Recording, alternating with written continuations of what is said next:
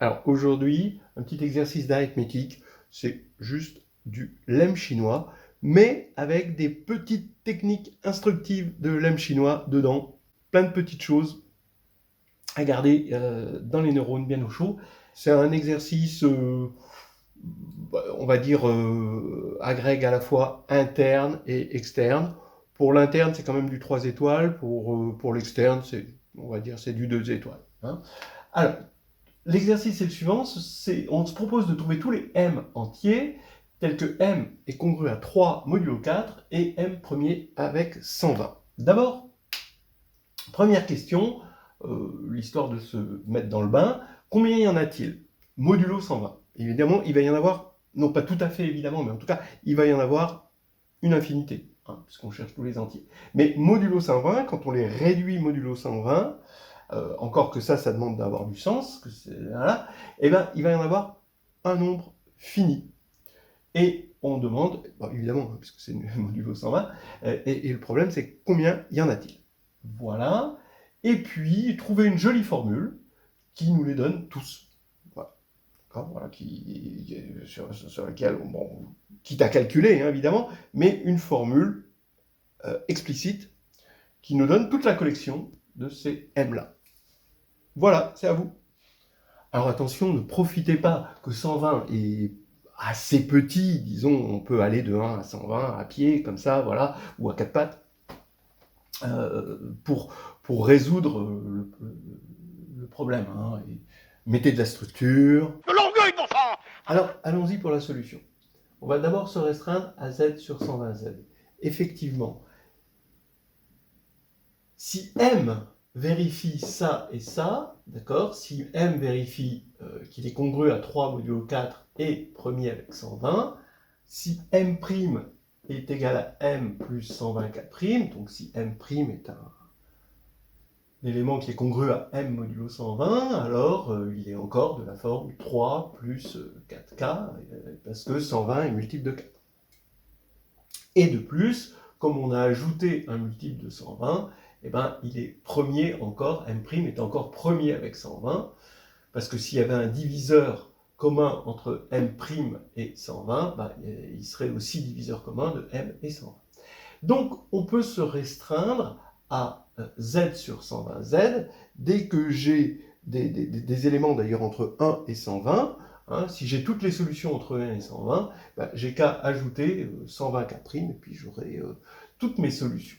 Voilà. Alors maintenant, cette question commence à avoir un sens. Combien y en a-t-il modulo 120 et le sens, c'est que je vais essayer de regarder les choses dans z sur 120z. Mais comme m est premier avec 120, je vais regarder les choses dans z sur 120z étoile, qui est un groupe multiplicatif. Donc je vais essayer de mettre de la structure là-dedans. Donc ça veut dire que je cherche dans le groupe multiplicatif z sur 120z étoile des éléments qui sont congrus à 3 modulo 4. Bien, alors on va mettre des morphismes là-dedans, hein, parce que le langage des morphismes va nous aider. D'abord, quel morphisme? Eh ben, on est en train de regarder z sur 120z étoile, hein, et on regarde le morphisme pi qui envoie sur z sur 4z étoile, et qui va envoyer x modulo 120, soyons naturels, hein, vers x modulo 4. Voilà. Alors, bon, il va falloir montrer que tout ça c'est bien défini, etc.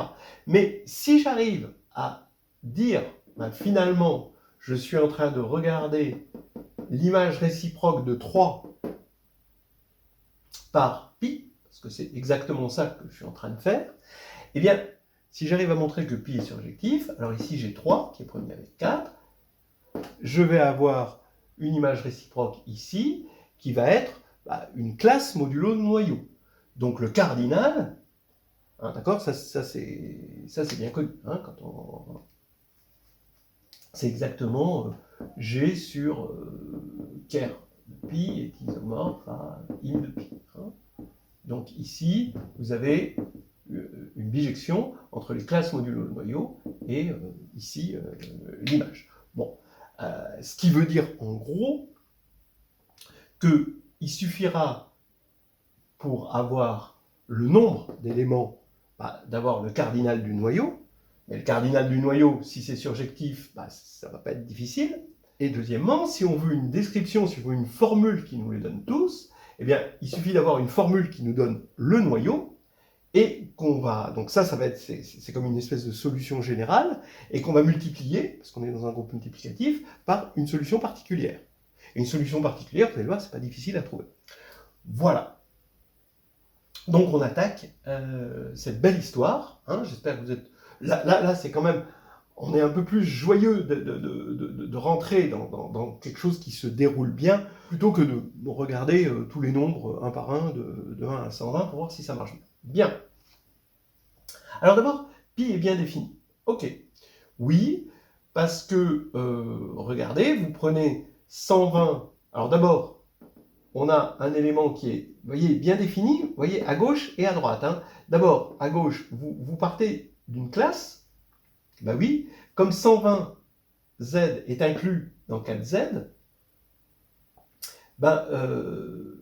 on a un morphisme qui va de Z sur 120Z dans Z sur 4Z. C'est un morphisme d'anneau par ce qu'on appelle le passage au quotient, hein, parce qu'ici, on a Z qui va dans Z sur 4Z, son noyau c'est 4Z, on a un idéal qui est à l'intérieur du noyau, donc on peut quotienter par cet idéal et obtenir un morphisme d'anneau. Et maintenant, on rajoute le étoile, parce qu'on est en train de regarder les choses dans le groupe multiplicatif. Bien. Alors, maintenant, pi est bien défini, là, à gauche. Là, ça a un sens. Ça. Maintenant, donc pi de x, si vous voulez, il appartient à z sur 4z. Mais est-ce qu'il appartient à z sur 4z étoile? Bah oui, puisque x, au départ, était premier avec 120, le x est en particulier premier avec 4. Donc, ici, on va bien avoir quelque chose qui est dans z sur 4z étoile. Bon, très bien. Pi est un morphisme de groupe, c'est normal, hein, puisqu'on était parti d'un morphisme d'anneau, et quand on passe aux inversibles, on a un morphisme de groupe. Maintenant, plus délicat. Je vous l'ai dit tout à l'heure, pi est surjectif. Alors pour ça, c'est là qu'on va se servir vraiment du lemme chinois. Regardez, vous avez z sur 120z, hein, il est isomorphe en tant qu'anneau à z sur 8z, croix z sur 5z, croix z sur 3z. Ça, c'est exactement le lemme chinois. À x modulo 120, on associe là x modulo 8, x modulo 5, x modulo 3, de la même manière ici. C'est des choses qui sont bien définies. Et ça donne un isomorphisme, et c'est l'isomorphisme d'anneau du lemme chinois. Maintenant, l'unité 1 est envoyée sur 1, 1, 1. Et donc, un élément inversible ici va être envoyé, par définition de la multiplication, vers un élément inversible. Donc on a bien une application qui va aller des inversibles ici vers les inversibles du produit, mais c'est le produit des inversibles. Bon, ça c'est quelque chose d'assez classique.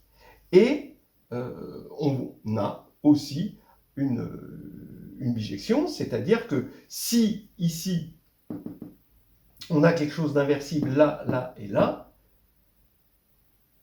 c'est que x est bien premier, d'accord? Ce x qui vérifie, et donc il est premier avec 8, premier avec 5, premier avec 3, ça veut dire qu'il est premier avec 120. Donc ici, on conserve ici un isomorphisme maintenant de groupe entre ça et ça. Bien. Maintenant, regardez pourquoi j'introduis ceci. Parce que plutôt que de regarder l'application qui a x modulo 120 envoie x modulo 4, je vais la factoriser ici par l'isomorphisme du lemme chinois. C'est-à-dire j'ai x modulo 120, là j'ai x modulo 8, x modulo 5, x modulo 3, qui va donner x modulo 4. Et en fait, je peux juste me restreindre à l'application qui a x modulo 8 envoie x modulo 4.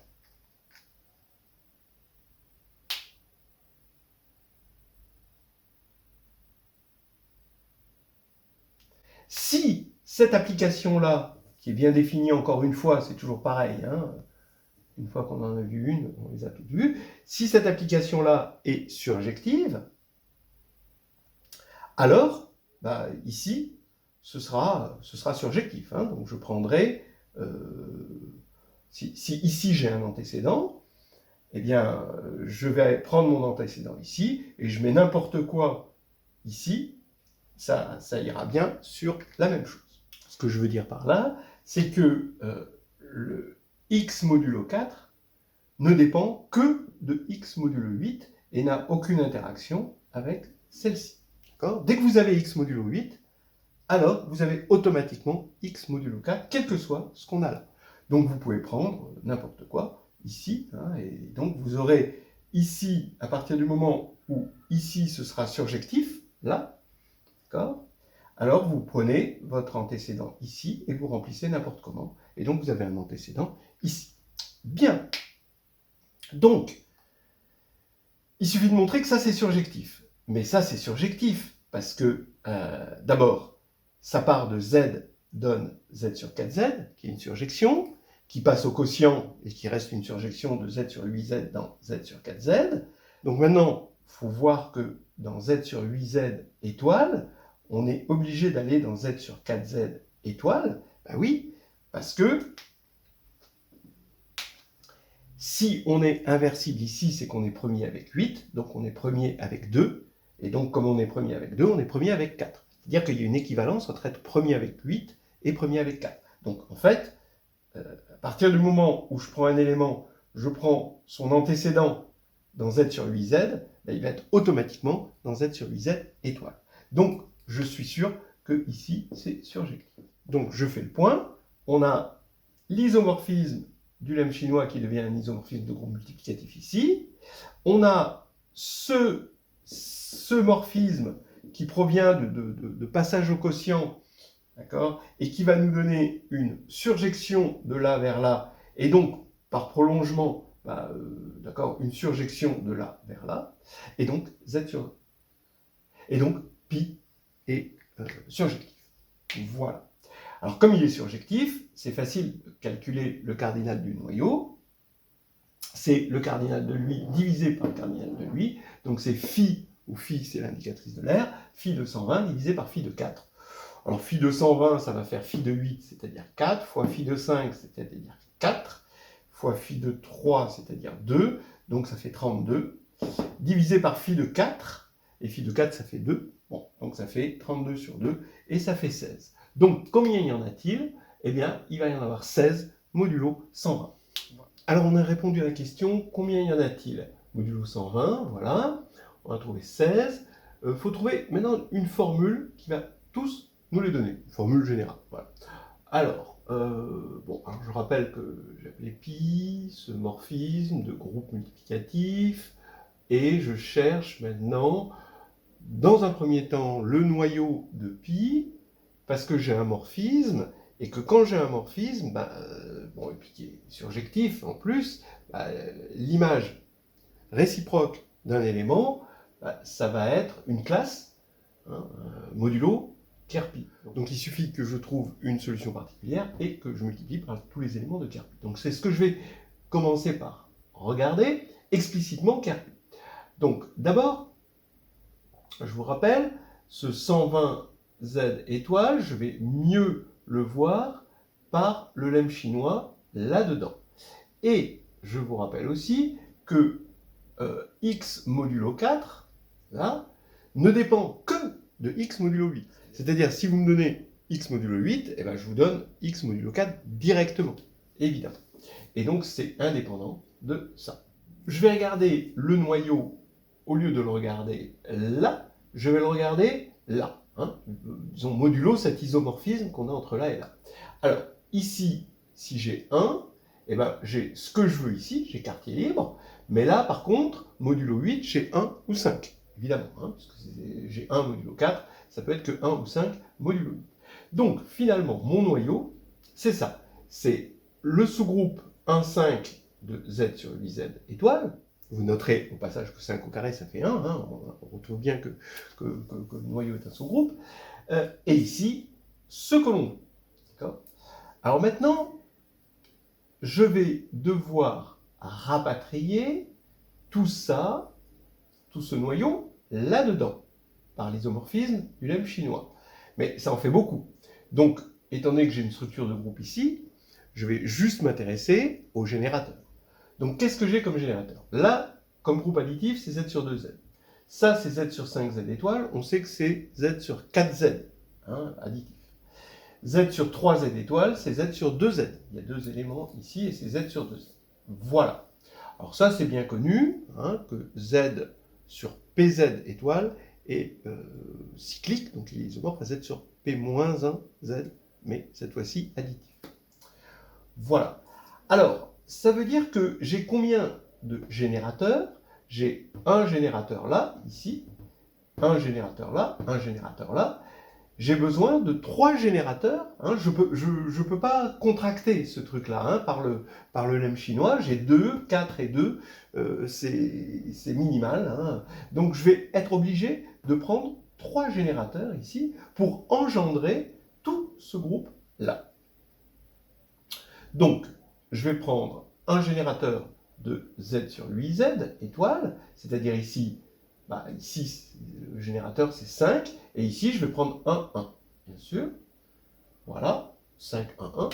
Ensuite, je vais prendre 1, 1 ici, et là, il me faut un générateur pour Z sur 5Z étoile. Donc là, je peux prendre 2 ou 3. Voilà, 2 et 3 sont les générateurs ici. Donc ici, en tout cas, il ne faut pas prendre 1, ça ne risque pas d'être générateur multiplicatif, ni moins 1. Mais les deux autres, oui. Donc ici, je vais prendre 1, 2, 1. Et là, comme générateur, je vais prendre 1, 1. Et là, bon, le générateur, c'est le seul élément non trivial, c'est-à-dire 2, ou si vous préférez, moins 1. Voilà. Alors maintenant, je n'ai besoin que de ces 3 éléments, d'accord? Parce que j'ai 3 générateurs pour ce groupe-là. C'est maintenant que je vais remonter dans Z sur 120Z étoile. Alors, celui-ci, il faut que X soit congru à 5 modulo 8 et X congru à 1 modulo 5 et 1 modulo 3, c'est-à-dire 1 modulo 15, évidemment, parce que le morphisme de lemme chinois, c'est un morphisme d'anneau unitaire, donc l'unité devient 1, 1. D'accord? Donc ici, c'est 1. Le 1, 1 devient 1 ici, modulo 15. Donc, c'est facile parce que j'utilise la relation de Bezout, 2 fois 8 moins 15, ça fait 1.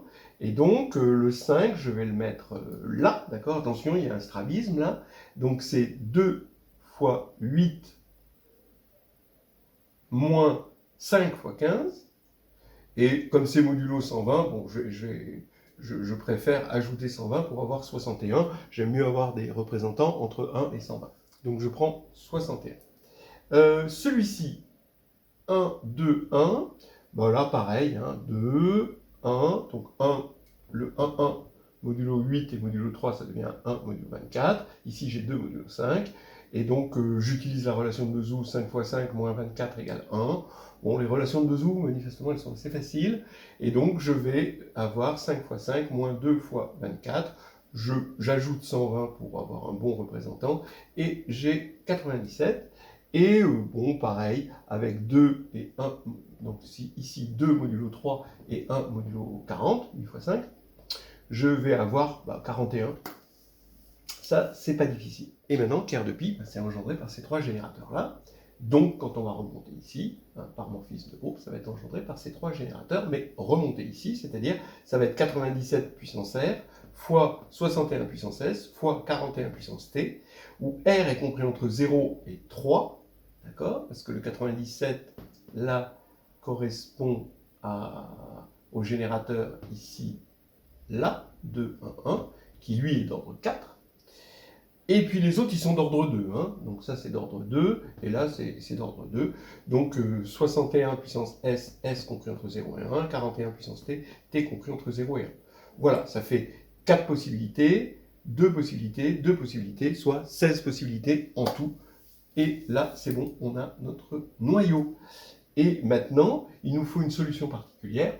Mais une solution particulière, c'est pas difficile ici, parce que vous prenez moins 1, d'accord? Moins 1 est congru à 3 modulo 4, évidemment. Il est premier avec 120, hein, puisque c'est moins 1. Hein. Moins 1 est inversible. Son inverse, c'est moins 1.